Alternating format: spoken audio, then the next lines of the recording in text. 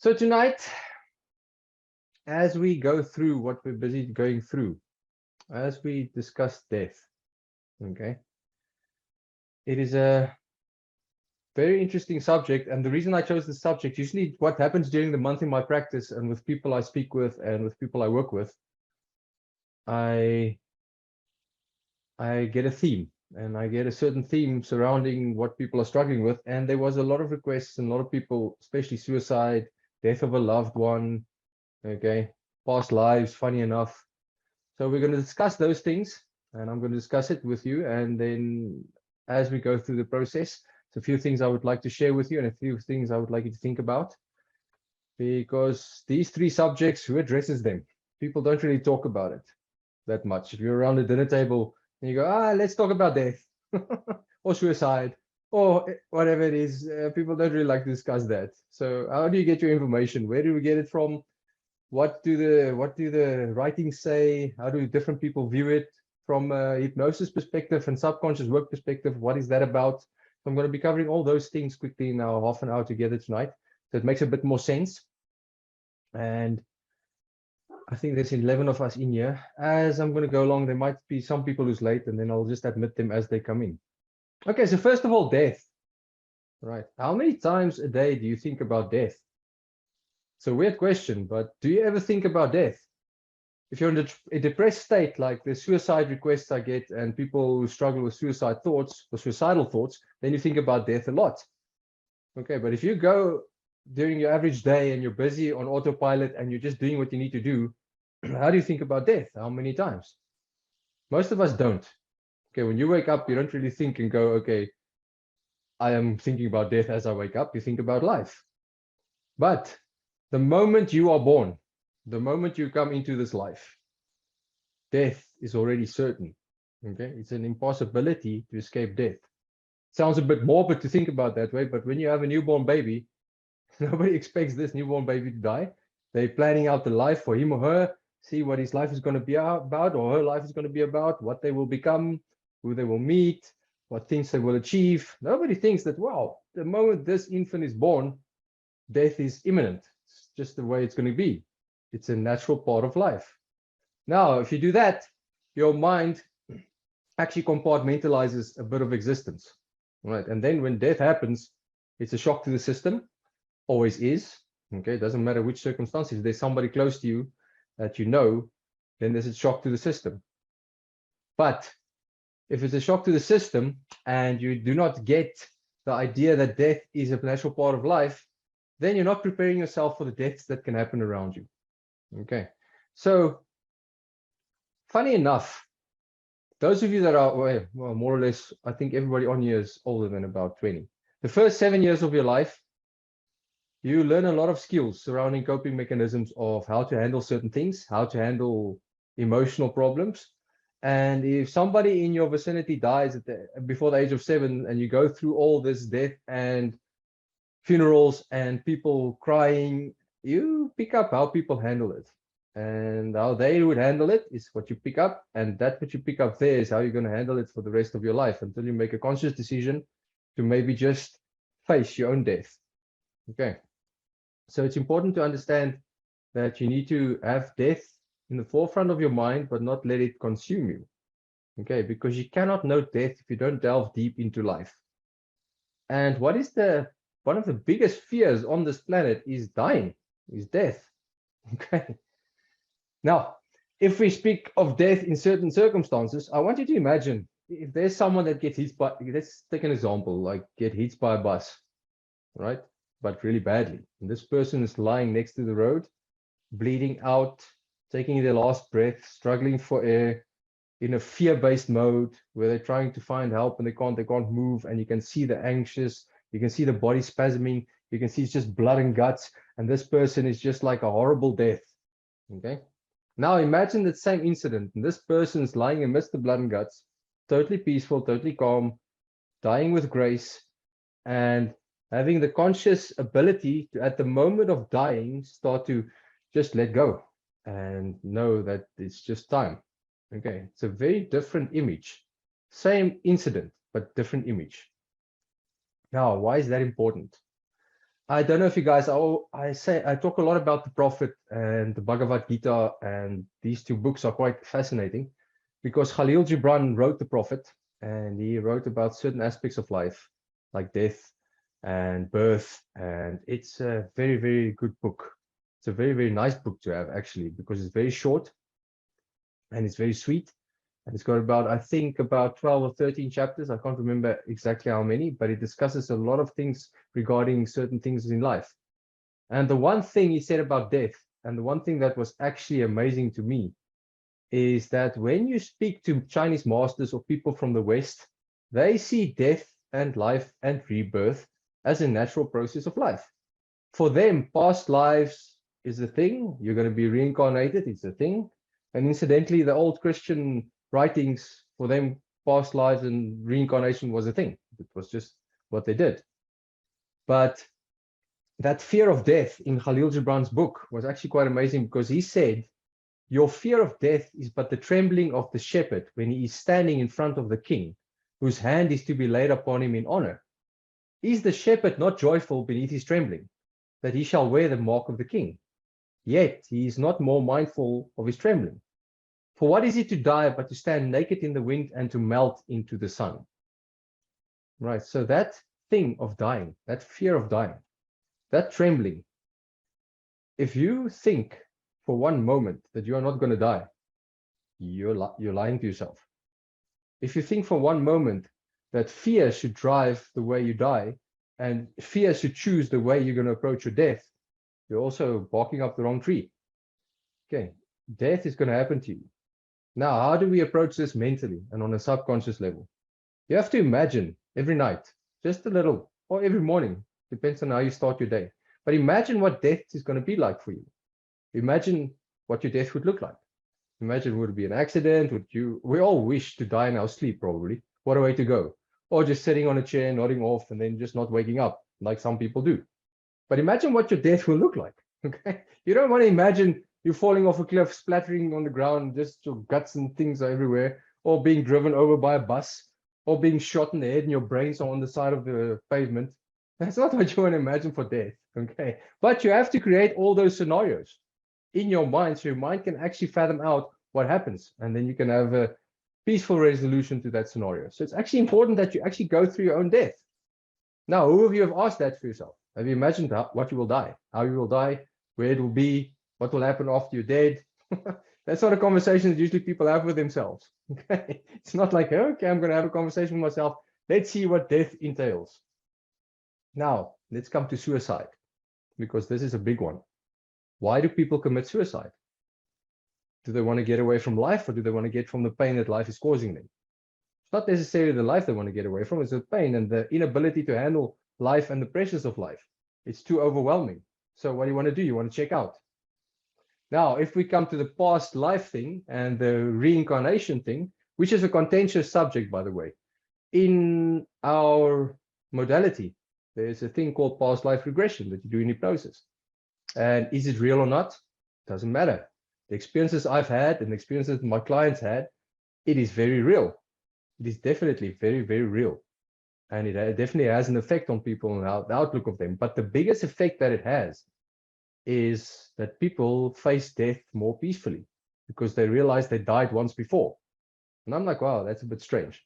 So in our organization or in our modality, we don't care whether past lives is a thing or not. We're not for it or against it. The process is the process, and the process has benefits. And if it has benefits, if it's real or not, what does it matter? Okay. For instance, if you die and you want to commit suicide, and I've had this experience personally a long time ago. Okay, I was in a very, very bad space, and the suicidal thoughts and everything, I was busy with lots of nonsense.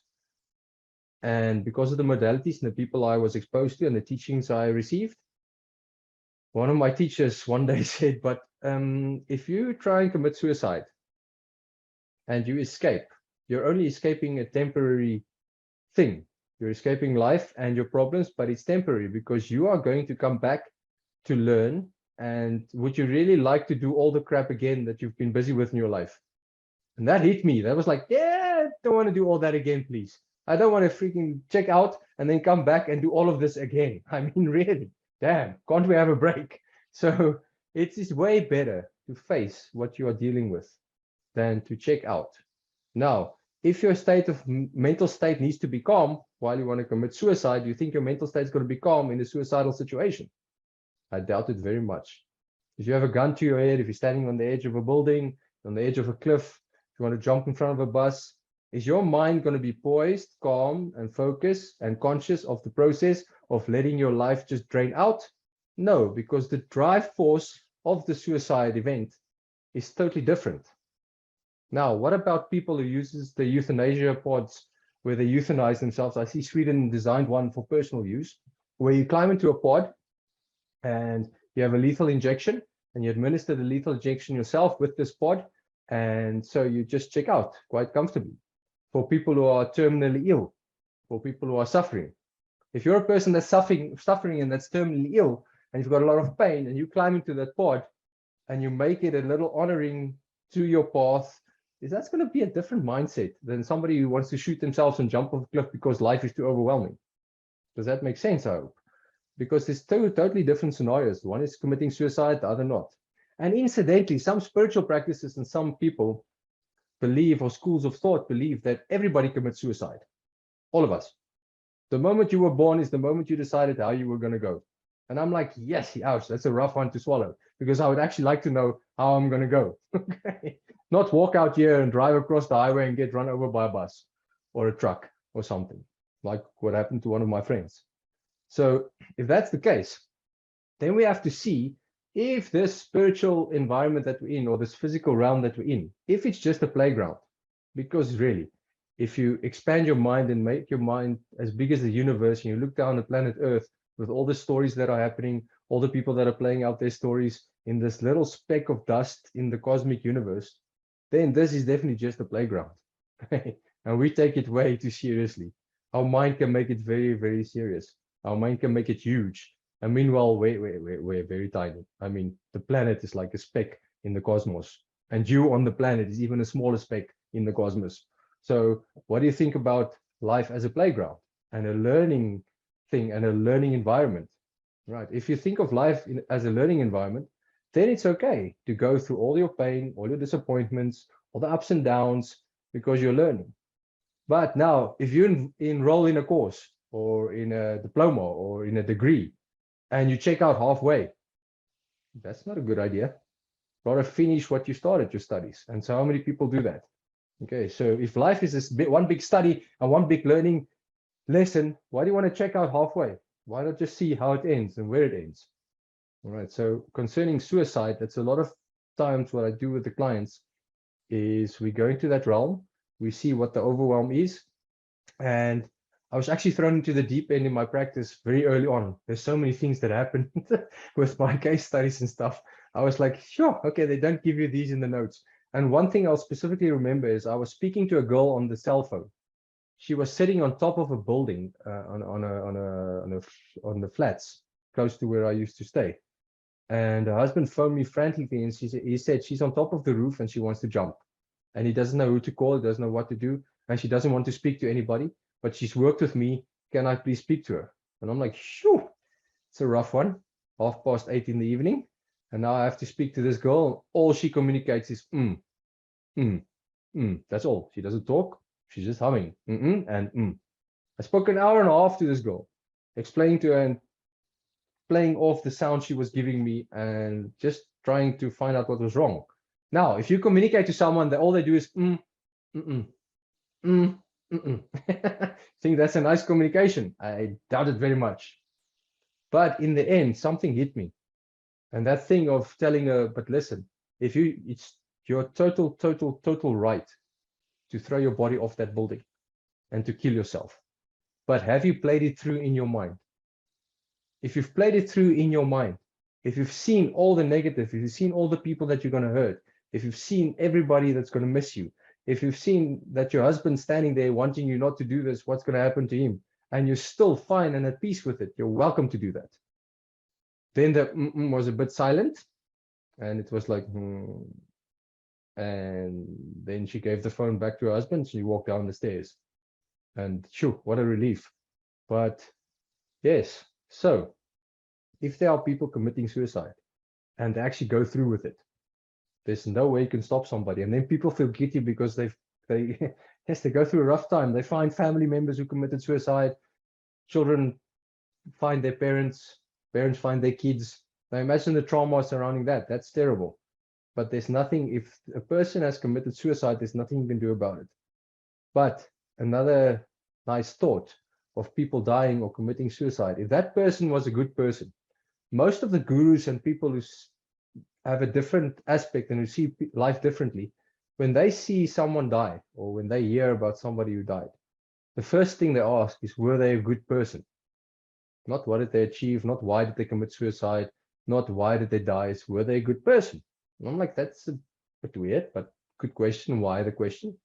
And then one of the teachers explained it like this. He says, if you graduate, if you studied as hard as you could and you graduated and you worked, people celebrate the graduation. People don't never go and don't celebrate the graduation. They won't say, oh, graduation, it was not fun. If you complete something and you graduate, that's nice. So they see this death as a graduation if the person was a good person. They're going to a new realm, they're going to a new level, they were a good person. And I thought, okay, what about the bad people, the so-called bad people? What happens to them when they die? And they say, well, they're just going to repeat the journey. They're not going to level up. They're not going to gain any other experience. They're not going to go, and they're going to start exactly where they were going. And that's like the karmic law.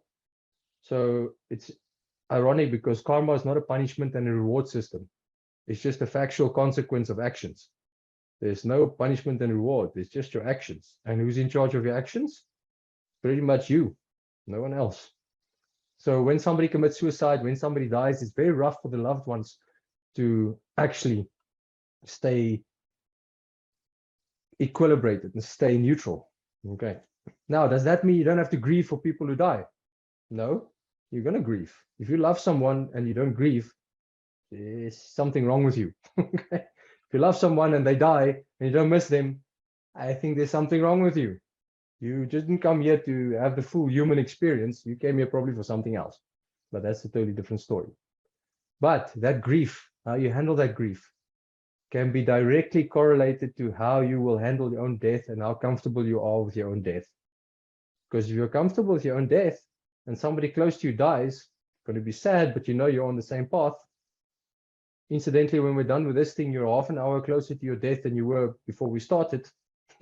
That's a funny thought. It's like, oh, wow, hell, check this out. I'm half an hour closer to death. Okay. Now, suicide, death, past life, reincarnation, rebirth, all these things. Does it improve your life if you ask about them and if you study them and if you get information about them? That's all you need to ask. Will it improve your life? And if the answer is no, don't be too curious about it. Don't go and delving into stuff that really is not going to enhance your life. Why would you? Why would you bother? Okay, but if you're curious about death and what happens after death and who you were before you were born, then there's a lot of literature. There's a book called Life Before Life, okay, which is a fascinating book that a guy, I can't remember the author, but he writes about past lives. And he did a study all around the world with different cultures and how they perceive past lives. And he gave the case studies and he gives the facts. And he says he's not for or against past life. He gives the information and he says you can make up your own mind when you read this. And that book is phenomenal. There's so many things in there. And the one that got me was like in the Eastern cultures. If they have a child says, yeah, but before I was you, I was with another family, and they can recall other family events. They can recall who they were when they're younger, especially before the age of 7, because then the subconscious is still wide open. But the way the Asians approach it is like, yeah, well, that was your previous life. This is now your life. Let that go and focus on this one. Very straightforward, very methodical. It's like, this is it. Okay. Don't worry about that. This is now your life. Stop bringing that nonsense here. It's not like, oh, yes, this child is sick, or this child is hallucinating, or this child has to go to a psychiatrist because what the hell are they talking about? And in the West, I've had a couple of experiences where parents freak out. Like, my child says he was with someone else before he came through me. I'm like, yeah, so who was he with? Ask questions. What? That doesn't sound right. I'm like, no, ask questions. Where were they? What were they busy doing? It's like, what do they remember? And then let them go, and they tell them it's about focusing on this family now. It's okay, right? So whether it's true or not, You can't freak out. Okay. And incidentally, you are not the same person you were 7 years ago. Physically, physiologically, you are not the same person. Your cells are different. Your skin is different. Your hair is different. On a cellular level, you're a totally new person. Your organs are different. So, aren't you busy with a new life? Didn't you reincarnate? Okay. So, don't make it too complicated. All right. And then with death, the funny thing about the death thing is the Bhagavad Gita. It seems like at the moment of death is a crucial point in our lives. It is with what intent do you approach the moment of death? Okay, because the Bhagavad Gita is a nice little book. It's part of a huge array of Indian writings, and it's only got about 12 chapters. And in those chapters, they named the little verses shlokas. Now, the one shloka says about dying, it says, whatever occupies the mind at the time of death determines the destination of the dying. Always they will tend towards that state of being. Okay. And this is actually on par with the Khalil Gibran quote about the king and the shepherd. When you die, there's a certain peace and equilibrated state that you have to have. Okay. You cannot die with regrets. What you did and what you couldn't do, no. Okay. And if you Google what the biggest regrets were of people who are dying, I think I forget what that lady's name, but she wrote a book about it. And it's fascinating. None of those people said they wanted to make more money. They wanted to be more successful. None of them. Okay. It's very funny because we chase success, we chase money, and we think this is what we need to achieve. But none of those people on their deathbed said, yes, I would like to make more money. It all went surrounding relationships. I would like to spend more time with my kids or my family members. I would like to go on to see more places, experience more things. So experiences, places, relationships, not successful. Nobody on their dying bed say, damn it, I'm dying. I wish I was more successful. Okay. Because then the reality hits hard and it's like, that's not the way it goes. So if you think of death, everybody that you see, just for a couple of days, for the next 2 or 3 days, walk around, look at everybody as a person that's going to die, instead of as a person of what do they look like, what their skin color are they bad, are they good, I don't like this guy, I don't, and then I love this person. No, look at them as people who are busy dying, and then see what the mind comes up with. It's actually quite amazing. Then you look at people and go, okay, well, how are you spending your time? What are you spending your thoughts on? What is the energy that you would like to expend? Who would you like to expend that energy with? Because you are busy dying. And that's quite an interesting way to approach people and to approach life. And incidentally, if there's a problem that is huge, that you're struggling with at the moment, that you cannot make a decision about, what will it matter if you're dead? Ask yourself, okay, well, will this matter if I'm dead? Will this matter in 100 years? Will this matter in 10 years? Then the mind can take a peaceful step back, dissociate from the event that you're struggling with, and then you can actually use death to your advantage, which sounds a bit awkward because it's like, I'm using death to my advantage. Yes, but that's a definite way you can approach death and approach this whole thing. All right. So that's about half an hour. Quick. Okay. If you guys have any questions, you can type it in the chat box quickly, or you can unmute and just speak if you want. We can see you unmute or raise your hand. But the main takeaway I want you guys to take from tonight is when there's death and you're surrounded by death and you're faced with death, even in your own mortality, try and face it with grace. Try and face it with patience. Try and face it with the consciousness of, wow, I had a good run. I had a good lesson. Okay. It's important. And incidentally enough, the people who face terminal illnesses with that kind of mind recover way better than people who go into a fearful state and make other people decide about what their health should be and what it should be like. Example, we had 2 people when we started the hypnosis for cancer course, and we discussed the cancer patients and cancer, because cancer is an illness that's rife around the world. There were 2 presenters and they both had breast cancer and they were both in remission. Both of them had the same type of cancer. Both of them were in remission, and I think they're still in remission. I actually know the one, and she's been doing very well. But the one went the allopathic route because she said, no, Western medicine is the way to go. She'll do the chemotherapy. She lost her hair. She was wearing a wig while she was doing the presentation, but she was in remission and she was healthy. The other one went the natural route. She went on meditation courses, dug up the demons from her past, asked what this cancer was trying to teach her, what it can show her, and she started eating healthy and living a healthy lifestyle. She went into remission. She still has all her hair, and to this day, she's actually doing very well. And the takeaway from that was both paths are different, but make an informed decision about stuff that is life-threatening. So if you have a terminal illness, for instance, get as much information as you can, then make the decision and stick with it. I know sometimes it can be overwhelming with all the information that's out there, but if you approach it with a calm, equilibrated mind, you'll find the answers more readily than you would if you just adhere to fear. Okay. So whether past lives or not are real, doesn't matter. It has a definite effect on people. And if you let your mind go and say, okay, but well, if I've been here before and I'm going to be here again, what is it that I want to learn and take away from this life? Before my dying day, what's the type of peace I would like to have?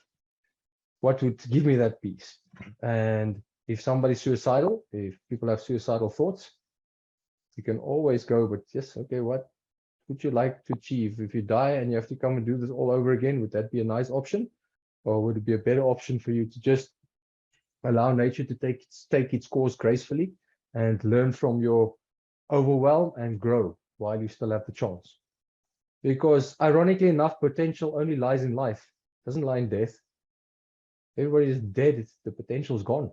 In this reality, in this plane, in this earth, all the potential that you have right here, right now, is only because you are alive. Because you can breathe, you can move, you can think. Well, most of you on here, I think, is in that state. So yes, may death not be such a huge burden, such a huge fear for people anymore. And may you find some peace in your own death and visit it and revisit it. Okay. So thank you for joining me again tonight, guys. I hope you actually found some benefit from it. And if you have any questions, yes, you're welcome to type. I'll give a couple of minutes. If you have anything you want to type or ask in the chat box, I'll just open the chat box here. Or if you want to directly ask something, you can unmute yourself and chat. Otherwise, if there are no questions, I will see you again in a month's time to see what comes up in the next month to discuss at the end of the month. Yes, Renu, do you have a question? Did you wave by? Or, yes. Hello. Yes, man. Yes, good evening. Yes, I have a question. Oh, not really a question. I have a small book that speaks of 5 minutes after death, which is also quite interesting. Talk about Yes. Lazarus and the rich man and so on. Yeah, which is quite interesting. Yeah, about the life after death. And Yes. yeah, so if people can have that book also to read, it's quite interesting. Okay, cool. Yeah. It's interesting to read about those types of things and about life after death. Yeah. And from different points of view. It's awesome because they all have a common theme. If you get to many different Yes. points of view, it's cool. So thank you. Anything else? Okay, thanks. Okay, cool. I think that's all for now. Yes, thank All right, cool. All right, Versaghi, dankie weer eens vir so 'n interessant onderwerp. Yes, welkom Petra. All right, yeah, the subjects are interesting and it's important to start thinking of these things and discussing them because what the hell, you don't discuss death around the dinner table. It's a bit morbid, but it's actually not a bit morbid. Okay. Ram Dass actually said death is like taking off a tight shoe. He's dead now, so I wonder if his shoe was released. It's like just getting a release. And it's funny when you witness people having their last breath, that release is like, oh, it's like the total release. And if you can do that release consciously, it's actually quite awesome. All right, so thank you, Reno, for the feedback. And the rest of you, there's no questions in the chat box. I hope you have a pleasant evening. Keep your mind at peace and go through this life in a more amazing way than most people are teaching you. So become aware of how amazing life is.